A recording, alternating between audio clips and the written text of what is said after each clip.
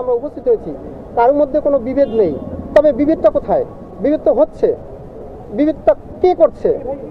এইটাকে পুঁজি করে বাইরে গিয়ে বাহিরের রাষ্ট্র আমাদের উপরে একটা মানে কি বলে মাছের আদারির মতো হিন্দুদের উপরে একটা চড়া উঠিয়া সে একটা বড় কিছু তৈরি করে নিল।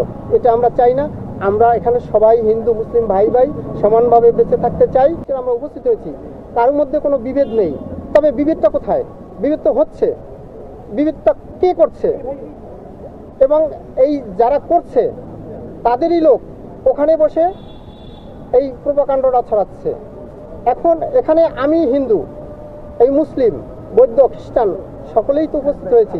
কারোর মধ্যে তো ফাটল নেই, কারোর মধ্যে বিভেদ নেই, সকলের লক্ষ্য কিন্তু এক জায়গায়। কিন্তু আমাদের মধ্যে ঢুকে একটা বিশৃঙ্খলা তৈরি করে বিদেশে সেটাকে যদি একটা খারাপ কিছু তৈরি করে তাদের স্বার্থ হাসিল করে, এটা আমরা চাই না। এটা হলো বাংলাদেশ। আমরা বাংলাদেশের সকল জাতিরাই সমানভাবে বাঁচতে চাই এবং বেঁচে আছি, কোনো তো সমস্যা নেই। কিন্তু সেখানে বিশৃঙ্খলা কেন?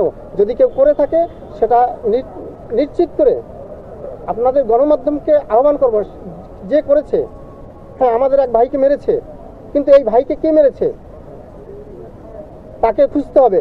এখন ওই এক ব্যক্তি, সে কি আমি হিন্দু না মুসলিম না সেটা দুষ্ট, সেইটাকে খুঁজে বের করে আমরা আমাদের শাসন চালাবো। কিন্তু এইটাকে পুঁজি করে বাইরে গিয়ে বাহিরের রাষ্ট্র আমাদের উপরে একটা মানে কি বলে মাছের আদারির মতো হিন্দুদের উপরে একটা চড়া উঠিয়া সে একটা বড় কিছু তৈরি করে নিল।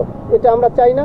আমরা এখানে সবাই হিন্দু মুসলিম ভাই ভাই সমানভাবে বেঁচে থাকতে চাই এবং সকলের সমান অধিকার। এটাই আপনারাও আমাদেরকে সহযোগিতা করবেন, কারণ আমরাও কখনো কোনো সময় কারু কাছে কারু মাধ্যমে যেন নির্যাতিত না হই। এবং যদি কেউ করে তাকে আপনারা তুলে ধরেন, তার বিচার করেন। তবে আর আমরা এই যে তারা যে হাসিলটা করছে এই সুযোগটাও পাবে না, হাসিলও তারা করতে পারবে না। তারা কারা, তাদের উদ্দেশ্য বলতেছেন?